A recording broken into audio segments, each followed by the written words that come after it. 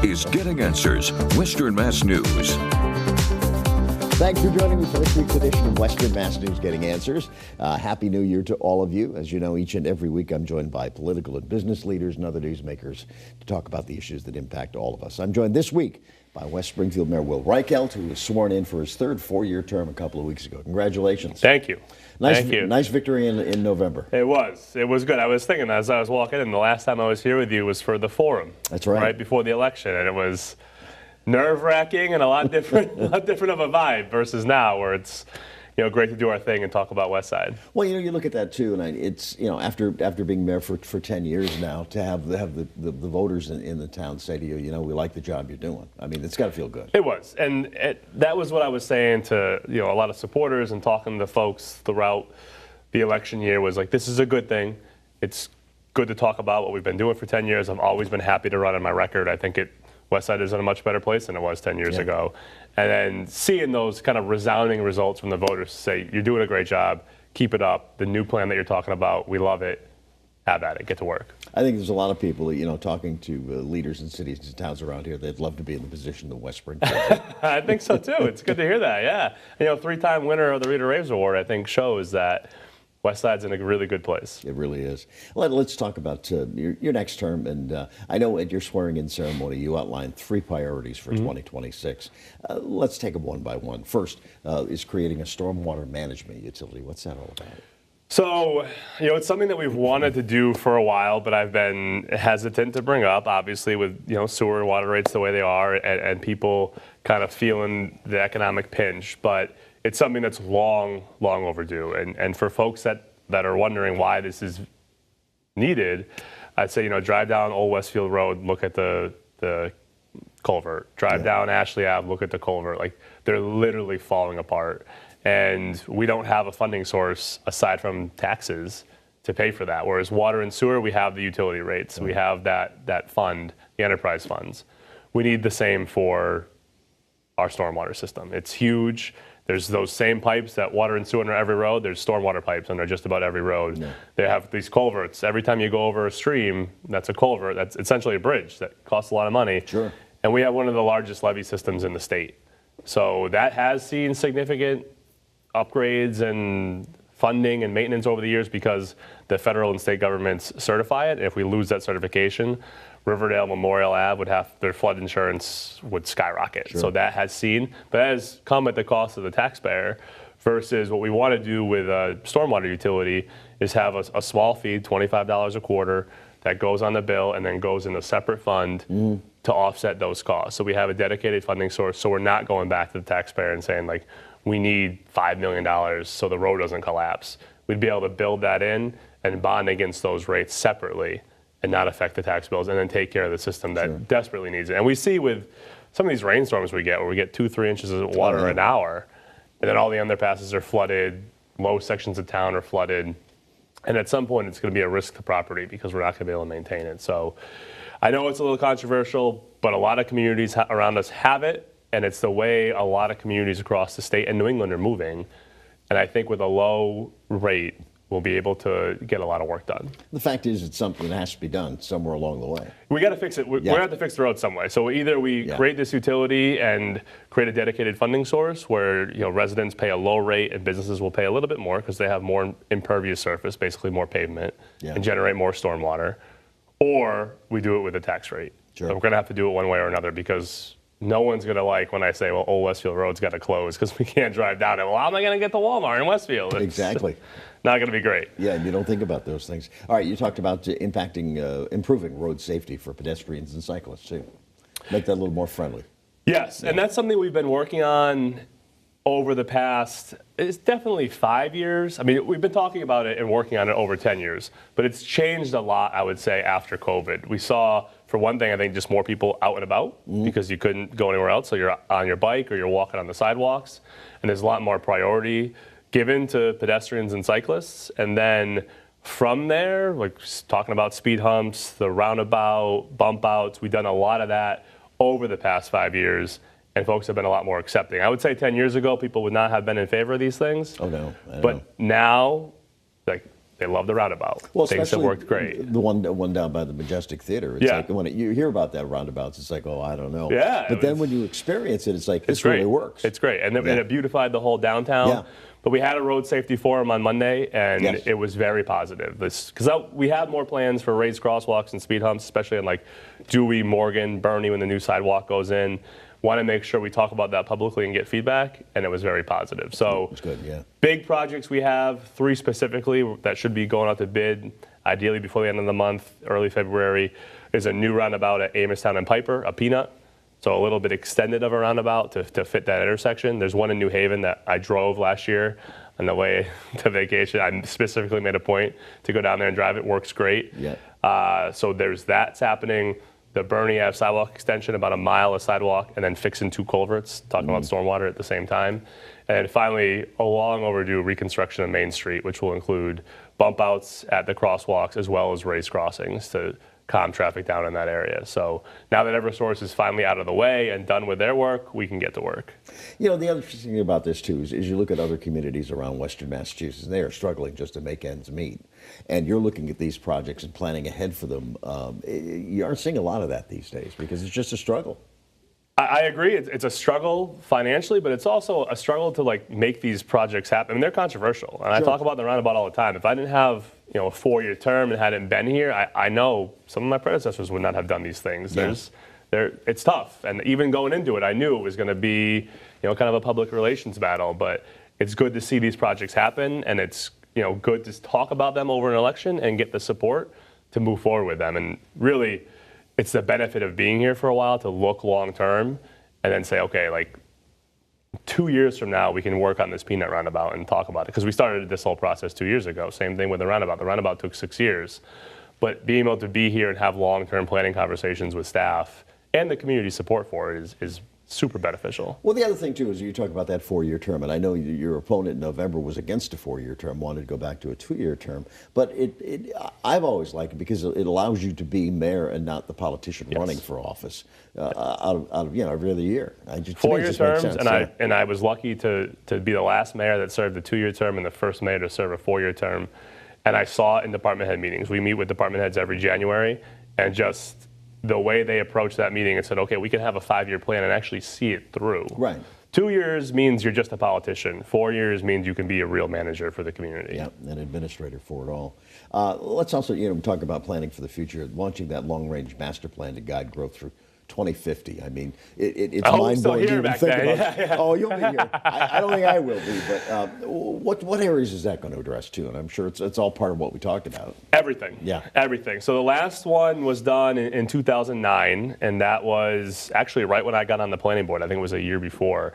And a lot of, not everything, but a lot of the stuff that was contained in that master plan we've achieved over the past 17 years. And the world is a lot different now than it was back in 2009. So I want to really sit down with the community, get a large group together, and have a conversation around how we want our community to develop over the next 25 years.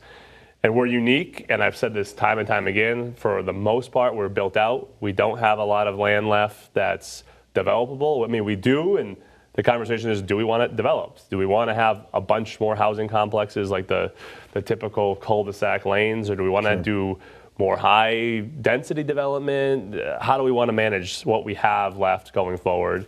And then I talk about this a lot too. Riverdale and Memorial are our 2 biggest commercial tax bases essentially. And for now, retail is great.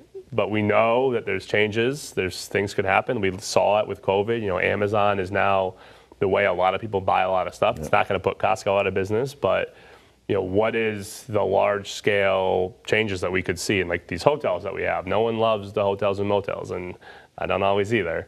But I had this conversation with my health director yesterday. Like, if they were to go, what would we replace them with? Right. Because they are a tax generator. Sure, exactly. They do generate, and while the room occupancy isn't always what we love, they pay taxes.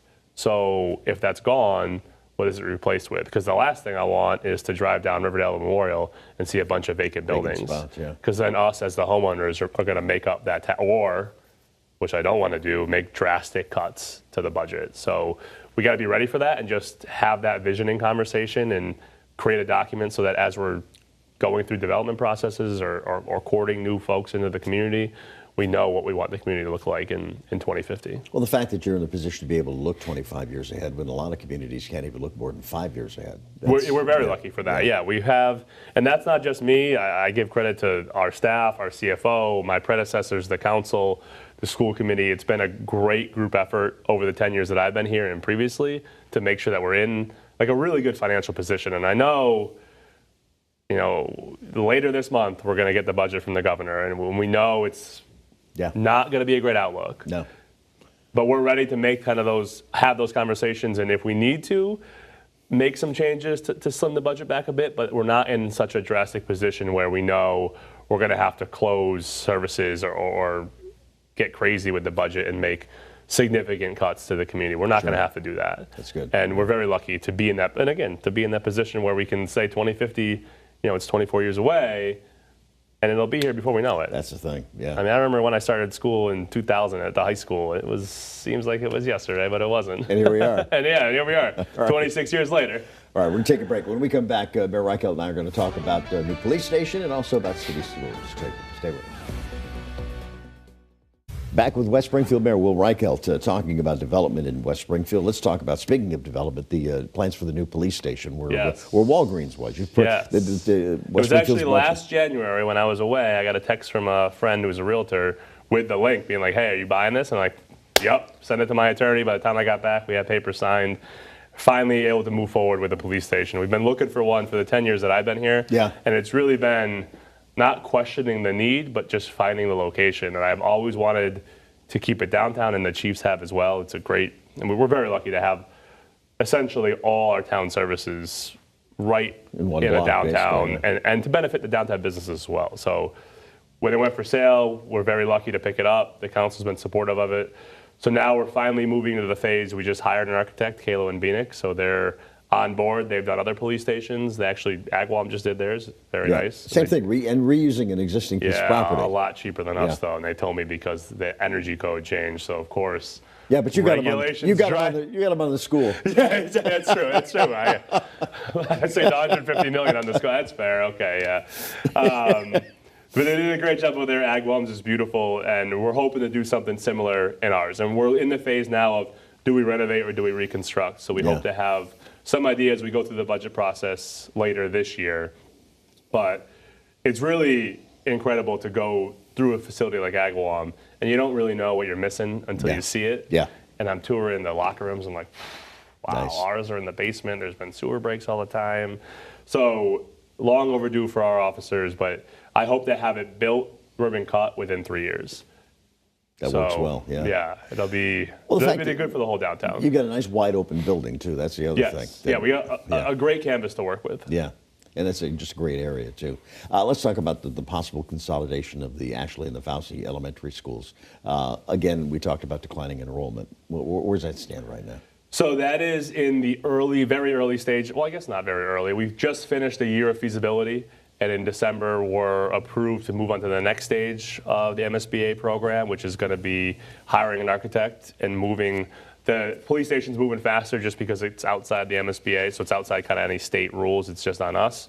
Whereas the school will follow an MSBA timeline, which I'm okay with because they're paying 80%. Mm-hmm. So that works for me, 80 cents on the dollar. I'll go through whatever timeline they want. But we're working with the state now to bring an architectural firm on board and begin the feasibility and design phase. So for that, we did it just with Coburn. We're looking at, John Ashley is the main school, Fawsey is the ancillary school as part of this project. But all that means is we applied with John Ashley. John Ashley's out in the northern part of town off Wamiko. Right now it's just kindergarten and preschool. And the idea 30 years ago, 30 plus years ago, when they opened John Ashley as a preschool, was to eventually move all the kindergartners back into the neighborhood schools, into the sending schools. So we're finally going to be able to do that with this project. So kindergartners are at Tatum and Coburn right now. Memorial and Fawsey are the only ones without. And then with this project, building the new school, we've talked about this, the school committee, for years. And it's really been a land thing for us. As I mentioned before, we don't have a ton of land. Right. But behind Fawsey is a whole open field, which is going to be big enough to build a new school in.